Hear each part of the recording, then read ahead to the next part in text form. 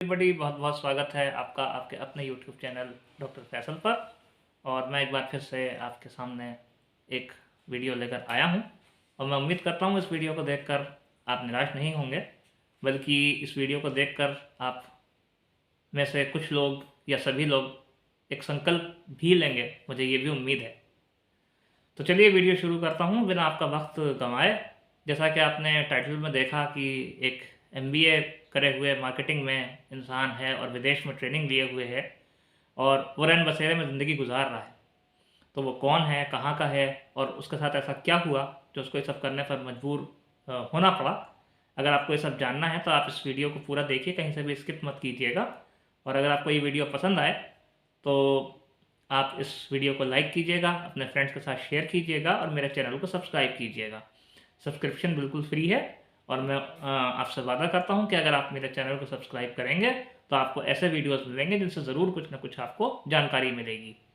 हम लोग video entertainment के लिए तो देखते ही हैं, लेकिन हमें ऐसे वीडियोस देखने चाहिए जिससे हमें कुछ फ़ायदा हो, जिससे हमें कुछ जानकारी मिले।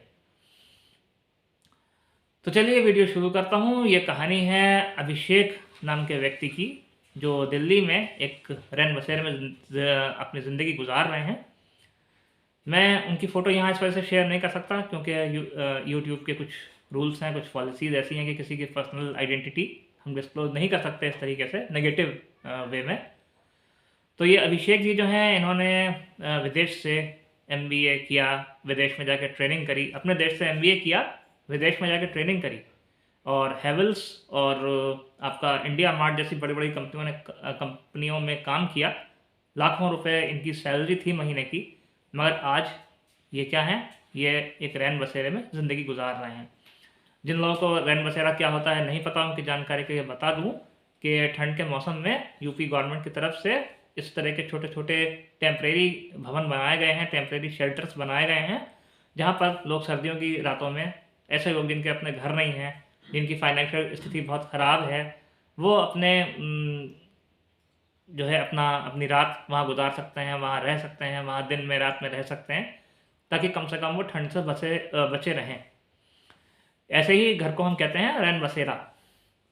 तो रैन बसेरा जो है वो ये अभिषेक जी जो हैं दिल्ली के, नोएडा के, ये रैन बसेरे में रह रहे हैं। और अब मैं आपको बताता हूँ कि कारण क्या है, ऐसा क्या हो गया उनके साथ कि भाई उनके पास सब कुछ था, उनके पास एजुकेशन थी, विदेश की ट्रेनिंग थी, इतनी बड़ी बड़ी कंपनियों में नौकरी थी, फिर वो रैन बसेरे तक कैसे पहुँच गए। आप में से कुछ लोग समझेंगे, सोचेंगे या समझेंगे कि शायद अपनी गर्लफ्रेंड की वजह से या अपनी वाइफ की वजह से पहुंच गए, लेकिन ऐसा बिल्कुल भी नहीं है। दरअसल उनकी नशे की आदत उनको ले डूबी। उनको शराब पीने का चस्का लग गया। और शराब, आप समझ सकते हैं कि ये सारे नशे की माँ है। हमारे धर्म में, इस्लाम धर्म में, इसको सारे नशे की माँ यानी सारे क्राइम्स सारे क्राइम्स की माँ बताया गया है, mother of all since, mother of all crime. और ये बात 99% नहीं 100% सच है। क्योंकि शराब पीने वाला न सिर्फ अपना दिमागी संतुलन खो देता है, बल्कि उसको समझ में नहीं आता कि वो जो कर रहा है वो क्राइम है या नहीं है। मतलब वो नशे की स्थिति में कोई भी क्राइम कर देता है। अब बहुत से लोग इसमें कमेंट करेंगे कि नहीं, हम तो रोज़ पीते हैं लेकिन हम कोई क्राइम नहीं करते, हम तो घर पर जाके सो जाते हैं। लेकिन सर, दुनिया में सब तरह के लोग हैं। अगर आप आज नहीं करते हैं ऐसा, तो आने वाले भविष्य में चांसेस हैं कि आप ऐसा करेंगे या कर सकते हैं, पूरे पूरे चांसेस हैं। क्योंकि शराब किसी की सगी नहीं होती, सबको नशा ही देती है, किसी को खुशी नहीं देती।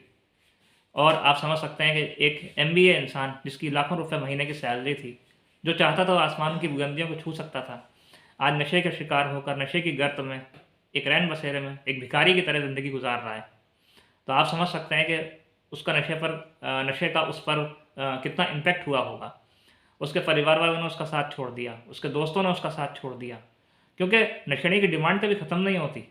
उसको रोज़ाना पैक पीने के लिए पैसा चाहिए कहीं से भी। और क्योंकि वो शराब पीकर इतना बेकार हो जाता है कि वो फिर कमाने की उसकी कैपेसिटी ख़त्म हो जाती है, वो उस पैसे को रिटर्न नहीं कर पाता। तो शुरू शुरू में तो लोग हेल्प कर देते हैं, पैसा दे देते हैं कि चलो मांग रहा है, कह रहा है कल दे दूंगा, परसों दे दूंगा, लेकिन वो कल परसों कभी आती नहीं है। वो नशे के साथ ही आती है और नशे में ही बह जाती है। तो इस वजह से मैं अपनी पीढ़ी से और अपनी आने वाली पीढ़ी से, युवा पीढ़ी से सबसे सही अपील करूँगा कि शराब के नशे से या किसी भी नशे से हमेशा दूर रहिए। नशा किसी का सगा नहीं है, नशा सिर्फ आपको तबाही के सिवा कुछ नहीं दे सकता। लोग नशा करने के अलग अलग कारण बताते हैं कि हम गम भुलाने के लिए पीते हैं, या हम इस वजह से पीते हैं, हम उस वजह से पीते हैं, हम शौक में पीते हैं, या ये स्टेटस सिंबल है कि हम पीते हैं। मगर यकीन मानिए, इस तरह का स्टेटस सिंबल होना या अपने शौक के लिए पीना या किसी भी कारण से पीना, इसमें कोई भी समझदारी नहीं है, क्योंकि इसका अंजाम कुछ नहीं होना। मुझे आज तक एक भी शराबी ऐसा बता दे जो कहे कि भाई मैं 10 साल से पी रहा हूँ, 20 साल से पी रहा हूँ, 50 साल से पी रहा हूँ और मेरे सारे दुख दूर हो गए। वो कहते हैं ना कि भाई मैं गम भुलाने के लिए पीता हूँ, तो मुझे बता दे कि कोई भी शराबी आज तक मेरे सामने आके कि भाई मेरे शराब पीने से दुख दूर हो गए, और दुख बढ़े ही हैं, और घर में झगड़े बढ़े ही हैं, और घर के बर्तन ही बिके हैं। तो इसी वजह से मैं आप सबसे यही कहना चाहूँगा, कोई भी नशा हो, आज की दुनिया में एक से एक बुरे से बुरे नशे मौजूद हैं, और ऐसे नशे हैं कि अगर आप एक बार उनकी गर्त में पड़ गए, एक बार आपको उसकी आदत पड़ गई, तो आपका शरीर आपको मजबूर करेगा वो नशा करने के लिए। आपके शरीर पर इतने बुरे बुरे असर होंगे उसके कि आप चाहोगे कि इससे अच्छा मर जाऊँ लेकिन मुझे नशा मिल जाए। चरस है, गांजा है, अफीम है, जैसे हीरोइन, कोकीन वगैरह जैसे नाम है अलग अलग। तो और भी बहुत खतरनाक खतरनाक नशे आ रहे हैं। अभी उस पर मैं एक वीडियो बनाऊंगा कि अब नए कौन कौन से नशे आए हैं, कौन कौन से ऐसे नशीले पदार्थ आए हैं। और इतना ही नहीं, आप लोग जानते भी होंगे शायद ये बात, या बहुत से लोग नहीं भी जानते होंगे कि ये जो इंक मिटाने वाला जो ये वाइट फ्लूइड आता था, करेक्शन फ्लूइड जिसे हम बोलते हैं, बच्चे इसका भी नशा करने लगे हैं आजकल। और पेट्रोल सूंघना तो बहुत कॉमन नशा हो गया है, लोग पेट्रोल खरीदते हैं और सूंघते हैं, इसी वजह से खुले हुए पेट्रोल पर बैन लग गया है।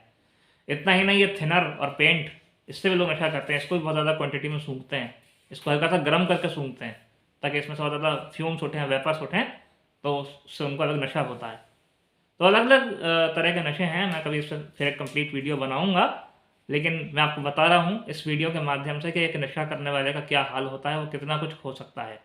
आप देखिए कि उसने पढ़ाई करी होगी ज़िंदगी भर, कितनी मेहनत करी होगी, और कितना अच्छा उसका दिमाग होगा जो उसने इतनी बड़ी कंपनियों में इतना कंपटीशन बीट करके नौकरी पाई, लेकिन अंत में उसे क्या मिला? सिर्फ एक रैन बसेरा रहने के लिए। 2 वक्त की रोटी भी आज उसके लिए जुटाना मुश्किल है। तो मैं उम्मीद करता हूँ इस वीडियो से और इस कहानी से ज़रूर आप कुछ ना कुछ सीखेंगे और आगे इस मैसेज को फॉरवर्ड करेंगे। अगर हमें अपने समाज को साफ़ सुथरा बनाना है, क्राइम लेस बनाना है और प्रोग्रेसिव बनाना है, तो हमें हर तरह के नशे से तौबा करनी होगी, हर तरह के नशे को बढ़ने से रोकना होगा। मैं उम्मीद करता हूँ कि ये वीडियो आपको ज़रूर पसंद आएगा। मैं मिलता हूँ आपसे अगले किसी वीडियो में, तब तक के लिए बाय।